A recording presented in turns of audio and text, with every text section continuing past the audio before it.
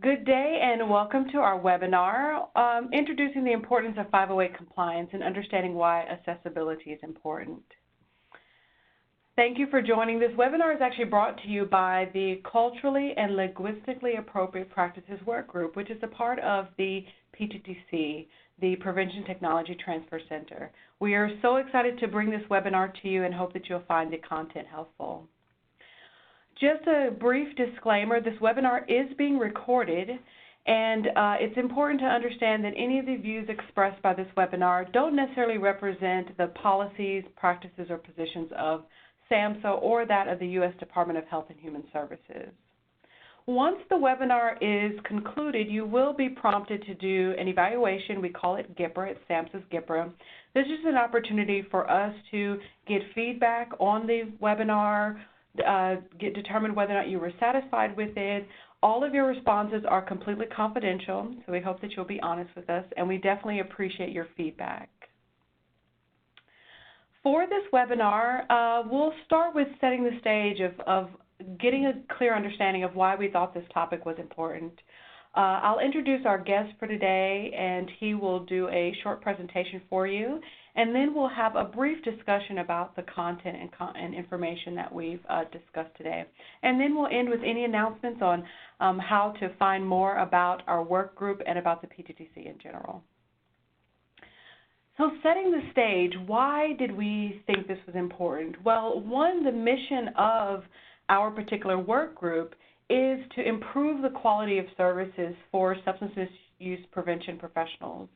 And in doing this, we hope to reduce health disparities and achieve health equity. And one of the things we thought was very important is understanding why 508 compliance is something that everyone should think about and consider. Right now, typically only folks who have federal funds, who may be required, are those who consciously think of 508 compliance. And we thought this was a really great topic to get the larger audience of the prevention workforce thinking about why accessibility is so important to getting our message across. So this webinar is just an intro. It's merely scratching the surface, but we hope that this will be a springboard to getting you interested in understanding 508 compliance and beginning to take those action steps towards being more compliant. So our guest today is Carlos Morales.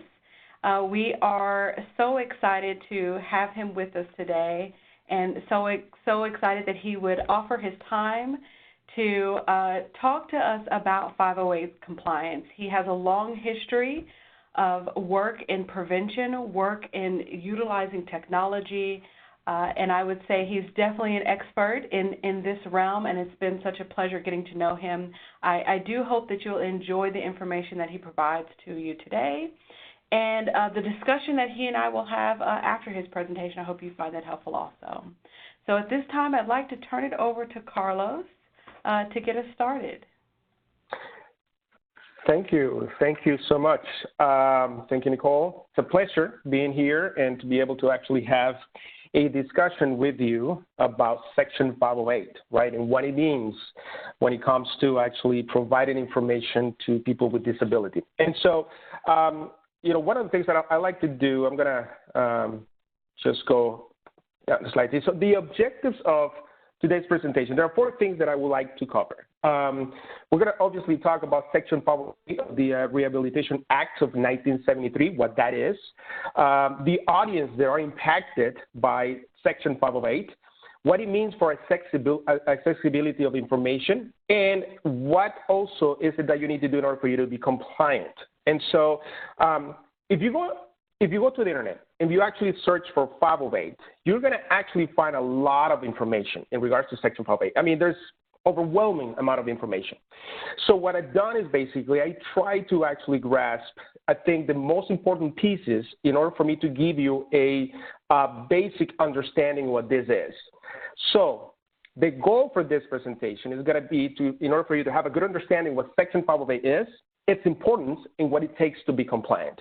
So because the idea is not to overwhelm you with information that might not be necessary for this particular presentation, but it's just to actually, you know, for you to have a sense in terms of when somebody actually is talking about Section 508, you actually have a good understanding what that is and how it actually impacts the works that you do And when it actually pertains to creating documents, then you'll have a pretty good understanding what that is too. And so, and because Section 508 actually was enacted for persons with disability, I'm going to start with actually give you some stats in regards to that.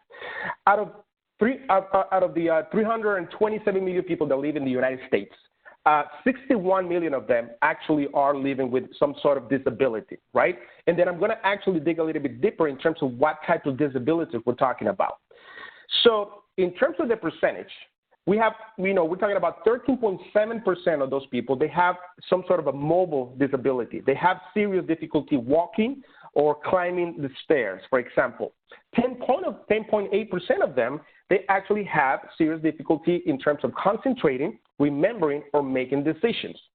This is important because as we talk more during the presentation, you'll be able to understand what kind of technologies are available in order for you to actually make your information more accessible to actually people with this type of disabilities as well.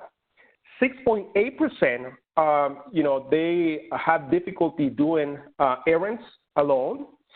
5.9%, they actually are either deaf or they actually have serious difficulty hearing. So what does that mean? When it comes to actually creating information or information that is actually going to be in front of them, if people are not able to hear really well, how can you still provide the information to those people? So when we're talking about 4.6% of them actually are blind or they have some serious difficulty seeing, how else can you provide that information if they're not able to read it? If you provide other type of technology that in which they might not be able to read it, but they might be able to hear it, then you actually are giving access to that information. You are becoming 508 compliant. So I want you to give you a sense in terms of why this is important, right? And then we actually finally, 3.7% of them, they're actually unable to dress by themselves or actually bathe by themselves. So this is just to give you some sort of an overview when it comes to disability and why this is important. So what is Section 508? Well, Section 508 of the Rehabilitation Act of 1973 is a set of standards, okay, that requires that federal agencies to make ICT, so, it's information and communication technology. We're going to be talking quite a bit about information and communication technology, throughout this presentation. It's to actually make information and communication technology accessible to employees and members of the public, right, who have disabilities in comparable manner to those employees and members of the public without disability. So in other words, the 1973 Americans with Disability Act was passed to make sure that the world was a more friendly and accessible place for people with disabilities. Now, the law included things such as sidewalk ramps and modification requirements to public transportation. But it also prohibits discrimination on the basis of disability in programs conducted by federal agencies, in programs receiving federal financial assistance, in federal employment, and in the employment practices of federal contractors. Okay, that's what the Rehabilitation Act of 1973 is. Now, when it comes to Section 508, Section 508 actually is a law enacted in 1998 as part of this actual Rehabilitation Act. Now, as I just read, it requires all technology developed for the federal government to be accessible to those with disabilities. Now, those with disabilities include individuals with visual, auditory, motor, and people that actually might have problems in actually grasping in grabbing things. So we're talking about cognitive impairments as well. And so these individuals usually use assistive technology, such as screen readers, which interpret what is shown on the screen. So when it comes to information and communication technology, this actually includes softwares, hardware, electronic content, documentation, and services, okay? And I'm going to give you more examples in terms of what information and communication technology is and how it's applied to Section 508. So the purpose of Section 508 was to eliminate barriers to information and communication technology, make opportunities available for persons with disabilities, and encourage development of technologies that will help achieve these goals. So now, Section 508, because, as you know, technology advances quickly, When originally drafted, Section 508 of the Rehabilitation Act of 1973 mandated that all electronic and information technology used by the federal government be accessible to people with disabilities. Now, over the course of time, both the scope and the specificity of Section 508 have changed through revisions and court interpretations. So on January 18, 2017, requirements for information and communication technology covered by Section 508 were updated, and these requirements went into effect on January 18, 2018. So when it comes to Section 508, I think it's important that we actually have a pretty good understanding when it comes to disability, how it is defined. And I already mentioned this, right? So we're talking about individuals who might have some sensory, physical, or cognitive impairment. Now, that somehow it limits them from performing a specific task. But one thing that I think is important to understand, though, that actually there are some people that might have some hidden disability, something that you might not see right away, and we have to think about those as well. So, how do we do that? That is actually through information and communication technology. That's actually through devices that are being used to make sure that the information is accessible to them, right? And so information and communication technology is an umbrella term, right? That includes any communication device or application, such as radio, television, smartphones, computers, some sort of actually software or hardware that actually that it's easier for them to actually look and access information. So that's the purpose of information and communication technology. Now, as some examples of that type of technology, well, we have computers. We have peripheral equipment such as a mouse, a keyboard, a printer, a copier. These are equipment that are connected to the computer, right? An information kiosk. Now, what is information kiosks? If you think about it, when you go to the mall, you might actually see an information kiosk right there, right? Because they provide information about the different stores. They give you some directions on how to get there. You might see some promotional offers of the products that they offer at the mall. And so if you go to probably a federal building, you might see an information kiosk, and they will give you information about the different businesses or the different services that they provide. And so there are different reasons why you might have an information kiosk. And so, but the idea is that information that you're able to see also is information that others with some sort of disability will be able to receive as well. So, so that's some example of information and communication technology. When we talk about telephones and telephone equipment, multifunction office machines. For example, you can have a copier that is also a scanner that is also sends fax. You can actually send email as well. So you have an office machine that actually performs different functions. That's what a multifunction office machine is. But as you are actually thinking about some of these devices, when you're purchasing them, when you're buying them, and you're using federal funds, they gotta be 508 compliant. And I will give you some examples in what that means. When it comes to software, application, and websites, those are three things that you gotta think about if you're using federal funds to actually create those things. Because again, they gotta be 508 compliant. The information has to be accessible to people with disability. As simple as that. So you got to think when you're creating those three things in terms of how to make that information accessible to them. And when it comes to video and electronic documents, for example, which is creating a PowerPoint, how do we make sure that actually people with disability that might not be able to see the PowerPoint, but they may be able to hear it, they actually know exactly what you're presenting, and how to make sure that you describe everything in a way that is easier for them to understand. So if you're using videos, caption, it's actually another way for you to present that information for someone who's not able to actually hear it, right? And so, again, you always actually put in information in a way that is accessible to those that have some sort of disability. So these are examples of information and communication technology. Now, when it comes to developing that communication, they actually can be developed in different ways. Software, website, and documents, right? Software, for example, If you are developing a database, because one of the things that you're trying to do right now is consolidate the information that you have. And maybe because you're serving actually clients, you have all different information as, scattered all around your organization. But you receive some federal funding that actually allow you to provide services to a specific community, right? But you need to develop a good database in order for you to keep track of all the things that you actually are doing for them.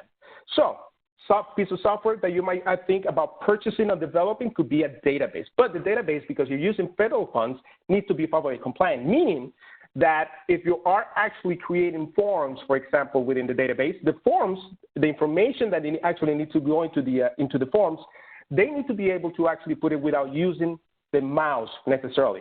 So if I'm actually using the tab key on my keyboard, the information will go from left to right and top to bottom, right? Again, because you actually are thinking about people who might have a hard problem actually using a mouse. So anything that you design, you need to start thinking about what, those 508, you need to be 508 compliant, and you need to start thinking about what it means to be compliant. What are the standards that you need to meet? When it comes to a website, if you're redesigning a website, the way that you design it as well, you got to think about screen readers, which are devices that will allow you to actually read the information that is actually shown on the screen. For someone who's not able to see that, all the information that needs to be placed on the website needs to be very descriptive. If you have a picture, you need to describe what the picture is, because as the software is reading that, also needs to describe it to the person who's unable to see it as well. If you're creating documents, meaning a Word document, a PowerPoint, for example, or if you actually have tables, the tables need to have headers and titles, because they need to be able to be read clearly in order for the people to know exactly what is it that they're looking at, or what is it that they are being read about. And so again, those are the three ways that you can actually develop information and communication technology. So why is Section 508 important? Okay, some people who may rely on accessible information and communication technology include those who are deaf or hard of hearing, including those who need hearing aids and other assisting listening devices, right? These are some people that actually might take advantage of information and communication technology. People that are unable to speak or have speech impairments. People that are blind or have vision impairments or color blindness, for example. People that actually have some sort of motor skill disability. One of the things that I just mentioned, there are people that are unable to actually grab the mouse, because as you understand, if you're grabbing the mouse, you got to take the mouse and you got to actually take the mouse to a certain part of the screen. And for some people that they're unable to do that, either because they're unable to actually, their hands might shake a little bit, or they might not actually be able to close their hand and have a good hold of the mouse. And so you got to think about, okay, how else can they also be able to actually access that information? Can they use the keyboard? And if they can, if what they're seeing is the program in a way that they can usually use the tab key in order for them to go from one piece of information to the other. And so those are the things that you need to consider when it comes to actually creating information that needs to be accessible with people with disability as well. So when it comes to barriers for persons with disabilities, people who actually use screen readers, for example, may not be able to access information in documents, such as Microsoft Word, Excel, PowerPoint, or PDF, if accessibility is not considered. So I'm going to give you an example. Right now, you actually are watching this PowerPoint, right? So if this PowerPoint were 508 compliant, okay, one of the things that you would do, for example, in this case, you see this slide over here, but also you see this graphic at the bottom of the slide. So if someone is unable to see it, right, and they're using a screen reader, a piece of software that is reading what is on the screen, one of the things that is going to happen is because this graphic is not being described, the screen reader is unable to provide a description of this graphic. Therefore, you're not being 508 compliant because you're not taking into consideration all the elements of this particular slide. Now, because this graphic is only for decorative purposes, it doesn't provide any context to what I'm saying. There are ways that you can actually, within PowerPoint, you can actually tell PowerPoint, look, this is just for decorative purposes. The screen reader doesn't need to acknowledge it. It doesn't need to even see it, doesn't need to read it, so ignore it. That's one way of actually telling the piece of software that this information, this graphic over here, plays no purpose in the overall presentation. Okay? So how do you make it compliant? If I actually had a different picture that actually is important and has some context into what I'm saying, you need to describe it. And I'll give you another example later on. So that's what it means when you're actually trying to create documents, and documents need to be FABA compliant. Also, remember that your slides need to have titles, for example, because the screen reader will be able to actually read those as well. If you are producing online training videos or public service announcements that actually contain both audio and video, you have to, in order for them to be FABA compliant, you actually have to create some captions, right? So in other words, people are able to actually see you, but at the same time, they're able to hear you and read the information that you are presenting to them. So without captions, users who are deaf or hard of hearing won't be able to hear narration or other important sounds. So these are some of the barriers that I think sometimes we take for granted because, you know, if we don't have those disabilities or we don't have any type of disability, for us it's actually natural, right? We go, we're seeing somebody talk, and if it doesn't have any caption, we'll be able to hear them. But now we have to start thinking about those that actually might not be able to actually see them or hear them, and how we make sure that the information is still accessible to them. All right. So another barrier is the person that actually have a motor disability, and I already mentioned this. They might have difficulty using a mouse to navigate through a complete web form, for example. So if Section 508 compliance web pages and forms are developed, a person with a motor and other disabilities can navigate using a keyboard, right? Like I said, if they can use the tab key on the keyboard and actually move the mouse or move, the arrow from one field to the other, that actually is making your form and web pages 508 compliant, because you know that person is not able to use the mouse, but is able to use the keyboard. Okay, so those are actually barriers that people with disabilities have. Now, the help that actually they get to have access to information and communication technology is through some devices. And these devices I actually call assistive technology. And so one of the things that I wanted to mention too is that when it comes to assistive technology, there are many different types of software and hardware, right? And so you actually, you know, when we're talking about assistive technology, users are able to listen to web pages, right, and other documents that are read aloud by the screen reader. They use refreshable braille to review electronic content for people that actually are blind or they have some sort of a vision impairment.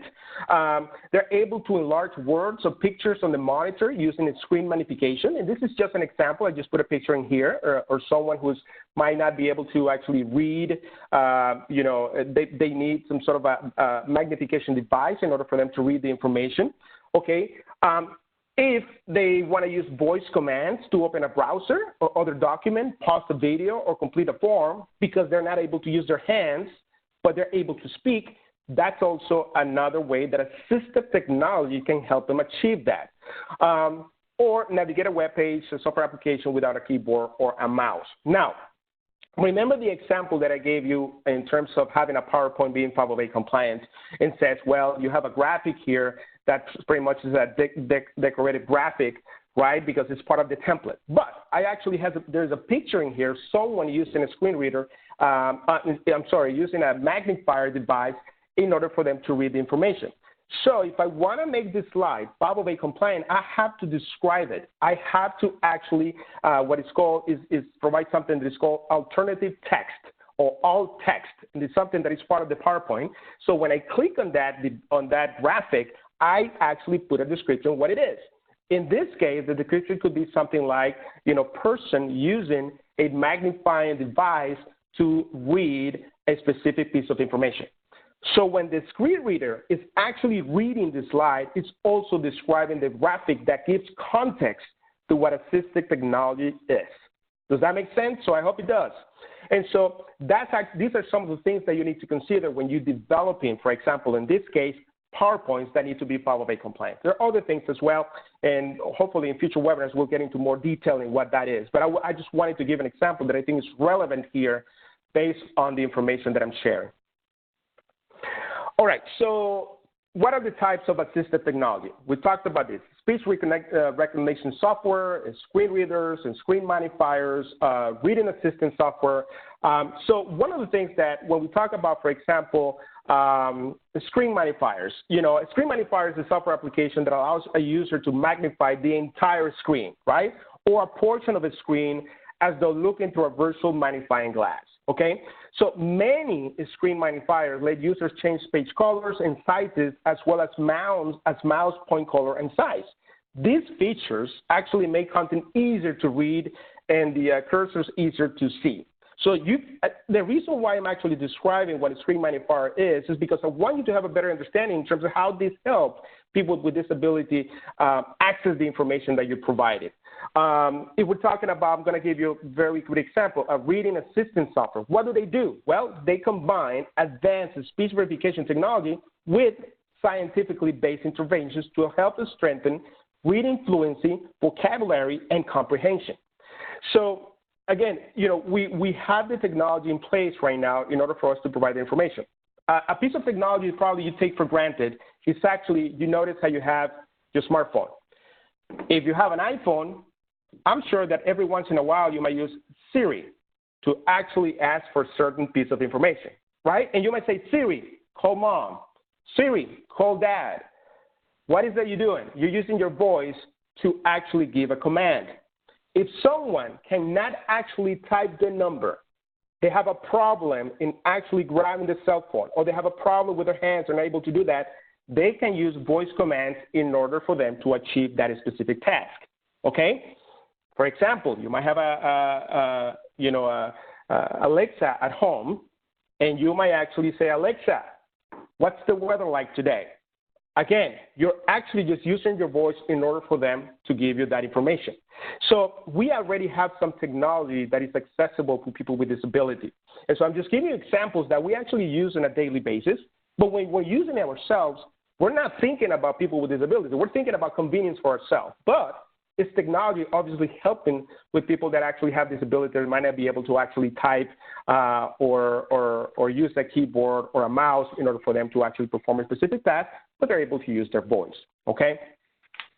All right, so what are the benefits of Section 508 compliance? So we know, right, that eliminates barriers to information and communication technology, provide equal opportunities to persons with disabilities because we want to make sure that they're able to perform their task without, with the necessary help that they might need in order for them to do so, right? They provide standards for how accessibility can be achieved and helps prepare for an aging workforce. Think about this. There's actually increase of the baby boomers population. And so you have a lot of people that actually are coming into the workforce that might not see clearly because they're getting older. They might not hear as well as they used to. They might have some problem using their hands, right? So actually there's a lot of people that you need to provide information to and give them equal opportunity as others that might not have any type of disability. So these are the benefits. When it comes to 508, Section 508, these are the benefits of actually implementing this. Now, I'm going to give you some examples here. So example number one. For example, Jim wants to register for an online seminar that will help him learn new skills needed for a promotion. Due to a motor disability, Jim is unable to use a mouse. Instead, he uses his keyboard to navigate his screen. The online sign-up for the webinar is Section 508 compliant because he's able to complete all the form fields using his keyboard. Because of this online form is accessible, a barrier doesn't exist that would prohibit Jim from acquiring new skills for his job. So and the reason why I'm telling you this because I want you to put some context into the different concepts that we are actually talking about. This is something that for a lot of people, we might not think about it, right?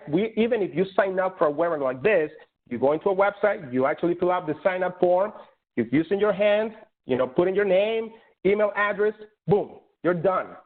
But what actually if you have a coworker who's unable to do that, but also will benefit from this webinar, for example, or he has or she has some type of disability, like Jim in this case?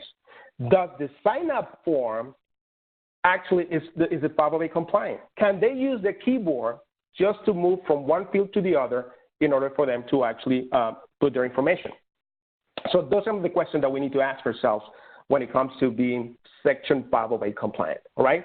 I'm going to give you another example here. This is example number 2. Marcela is a new federal agency employee.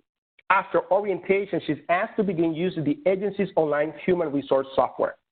Her first task is to complete her time card. Marcela, who is blind, uses a screen reader and soon learns that the software does not work with assistive technology. Because the software is not Section 508 compliant, Marcela is unable to perform this necessary daily task. So this is another example, right, in which actually she's blind. She wants to actually fill out her time card. So the screen reader, obviously, the device or the software that she will use in order for the device to read all the different fields that she'd actually need to fill in terms of her time, the hours, the day, and so on. It's unable to do that, right? It doesn't work with assistive technology. So in that case, you're not being Section 508 compliant.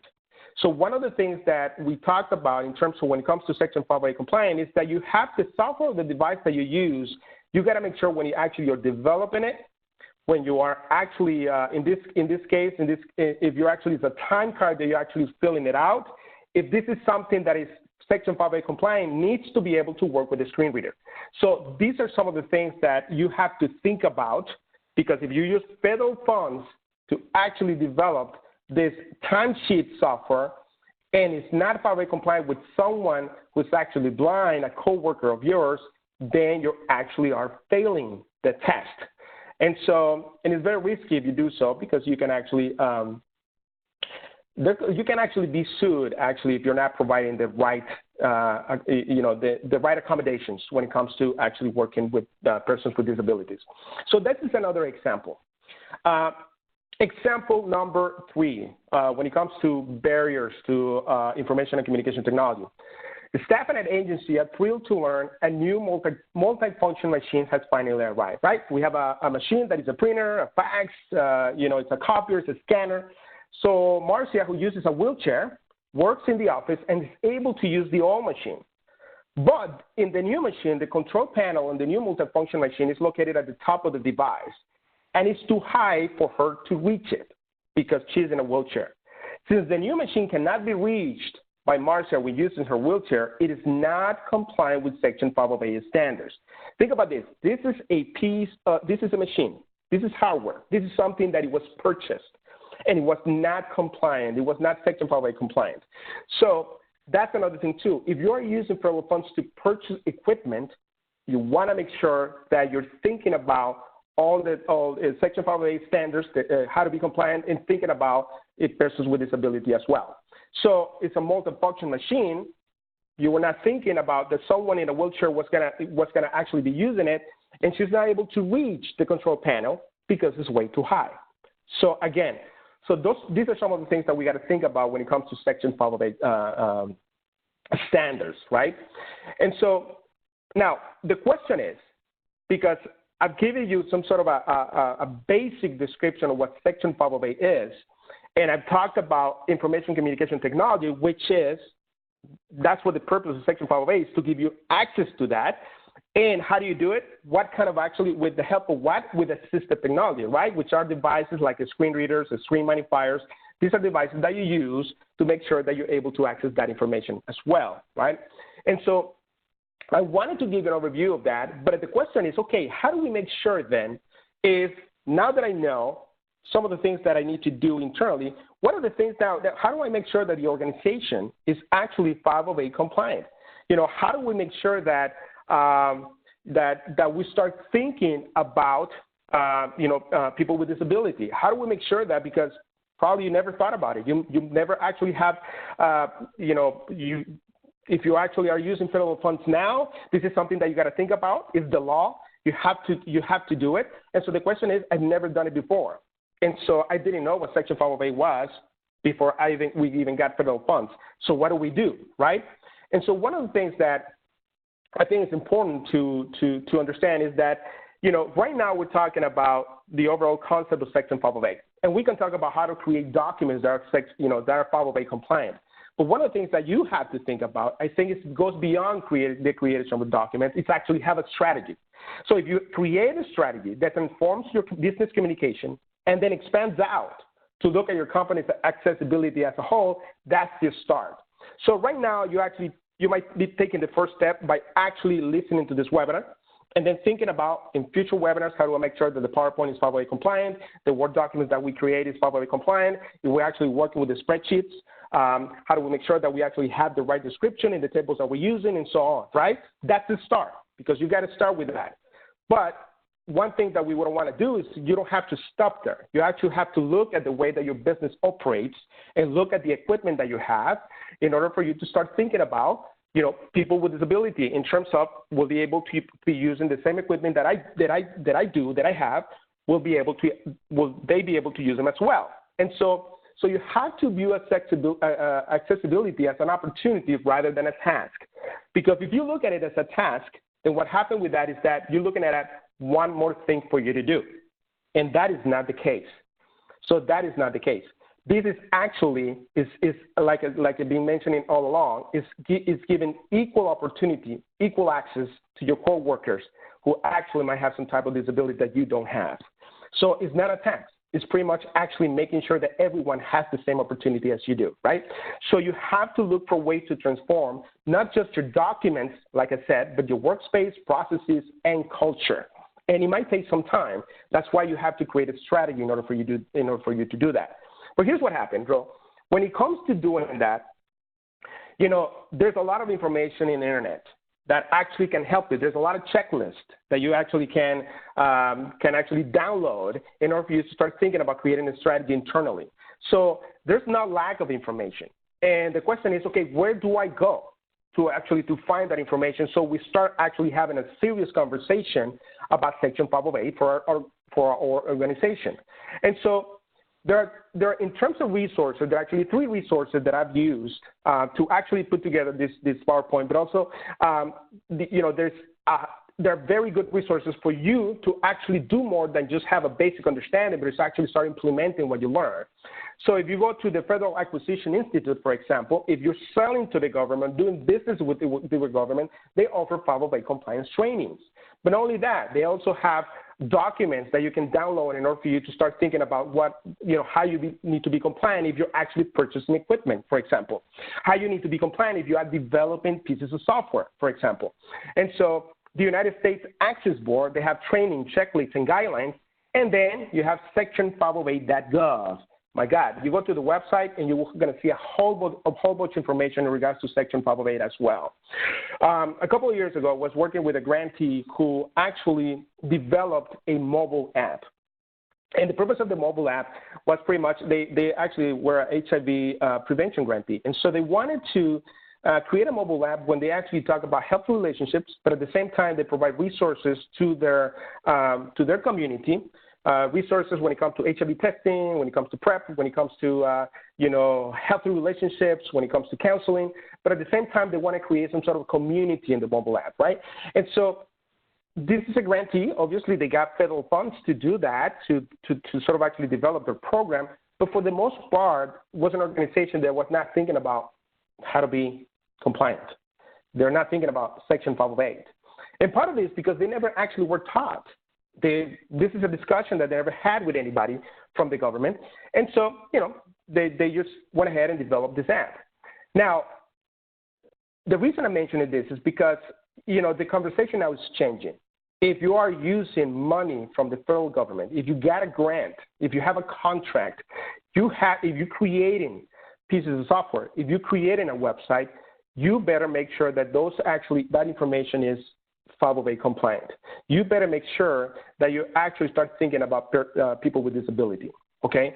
And I gave you some examples in terms of in how to start thinking about that.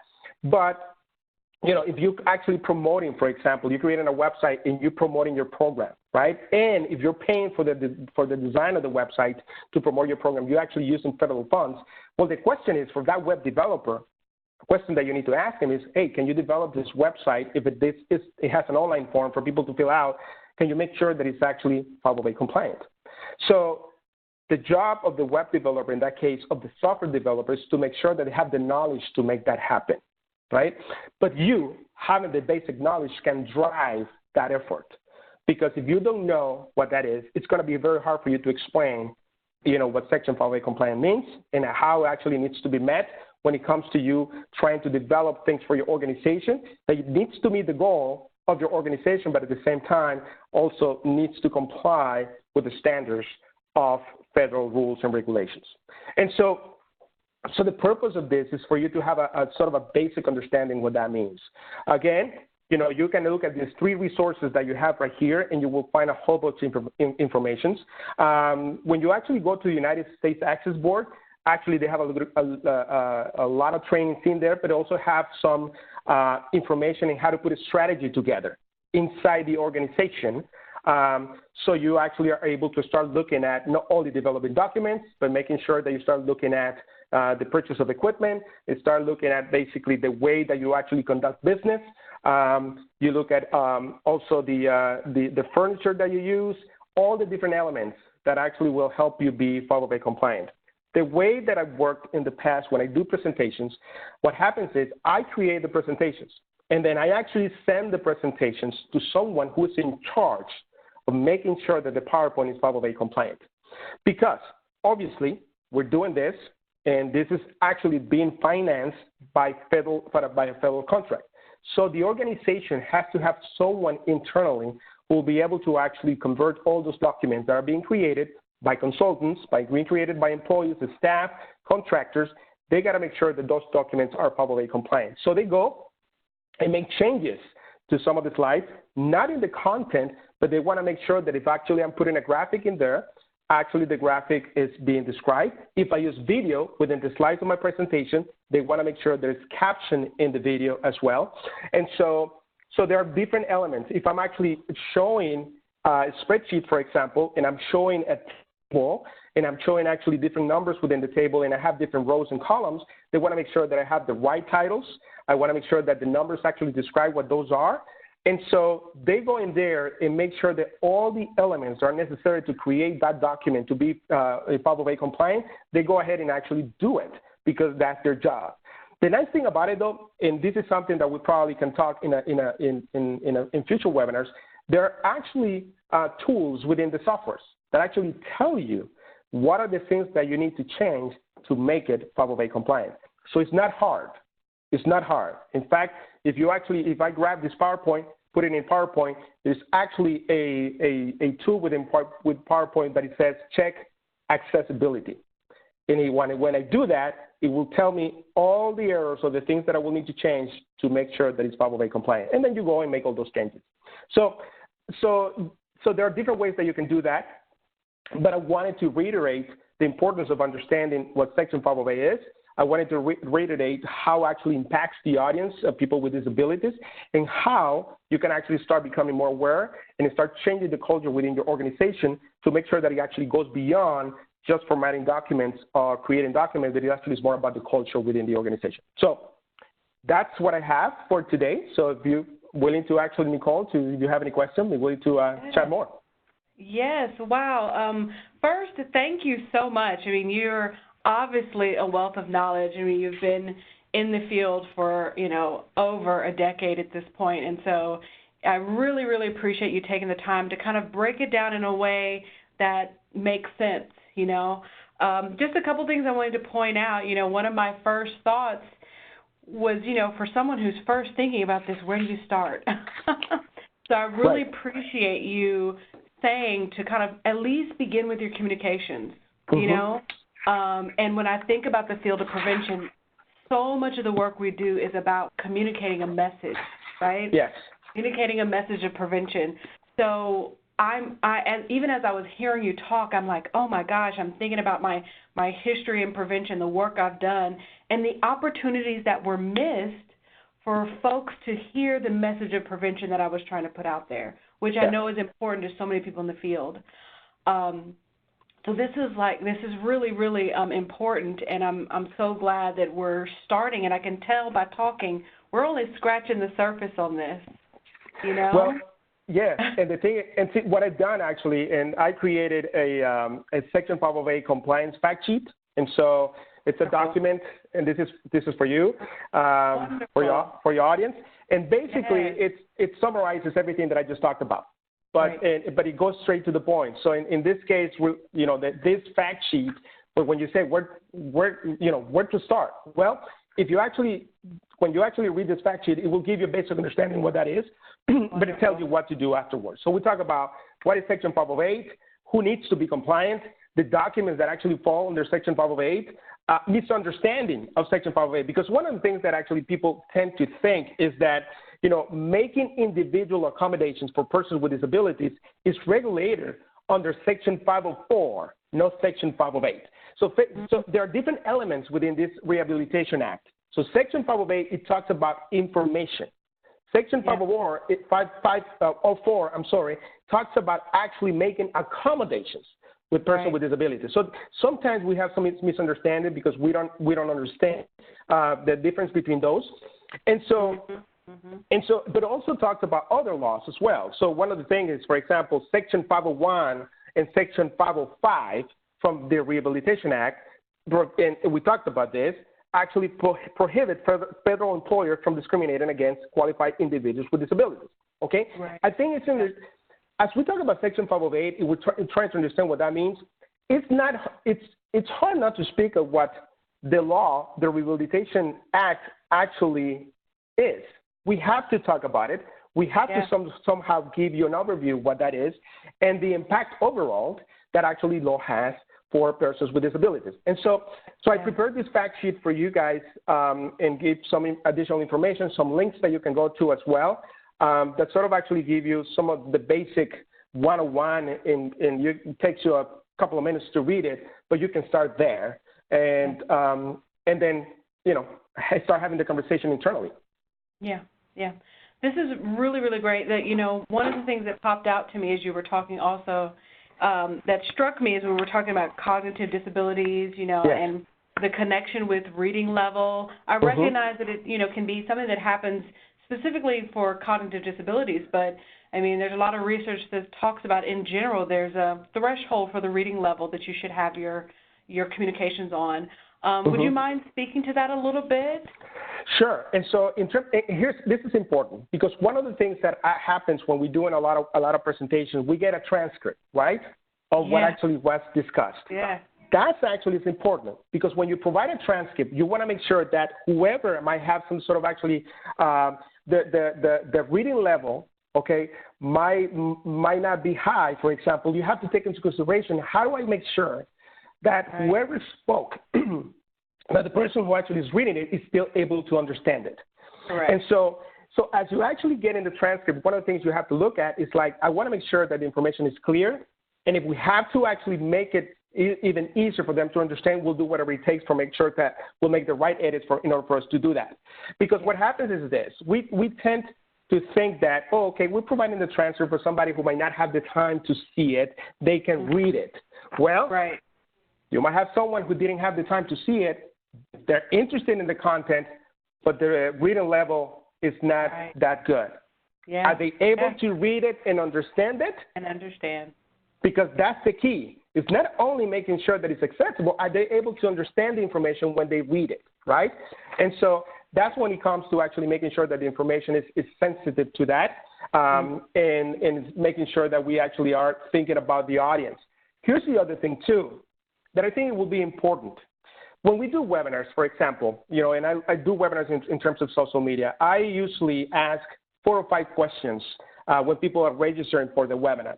And the questions are about, what are the problems that you have with social media? Who is your target audience? You've done social media for a while, but you're not getting the results. What do you think that is? So these are questions more about the marketing piece and social media. But we never ask questions about, do you have some type of disability? How can we make this presentation better for you? Yeah. We don't. We don't, and I think we should, because we don't know. I mean, we tend to think that we know our audiences, but remember, there are some disabilities that are hidden, for example. And so one thing, for example, if this is something when we're talking about some cognitive examples of cognitive impairments, you know, one of the things you have to think about, if people that are actually, people might be sensitive to watching certain pieces of videos or certain type of movements, or if you're flashing something, there's a piece of video and there's a lot of flash, there are some people that actually might get seizures because of that. Right. And so there are things that we don't tend to think about because one may reason because we don't know, right? We don't have the knowledge, we don't know.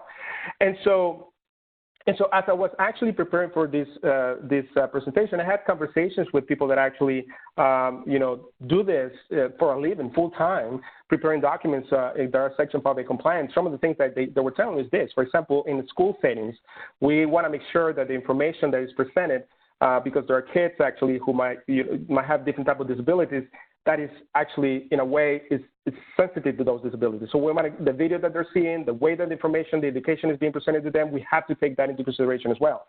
So again, so when it comes to reading levels, we want to make sure that information, once it's actually being transcribed, or the information that is actually provided to them in a way that is very easy for them to understand.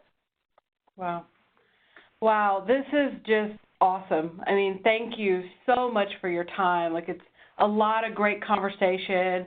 I know for sure this will not be the last time that we're talking about this, because even in us talking, I mean, there are so many tangent conversations we can take this.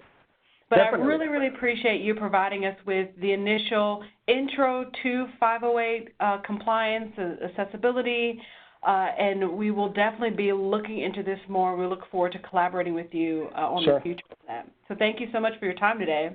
Thank you, Nicole. As a closing, I just want to remind everyone to be sure to check out our website, pttcnetwork.org. You can access all of the centers that are across the U.S. and all of our resources. So again, I want to thank Carlos for his time today, and we're so happy to bring you all this content. We hope you found it helpful. Don't forget to do your GIPR evaluation once you get done watching the webinar. Thank you. Bye-bye.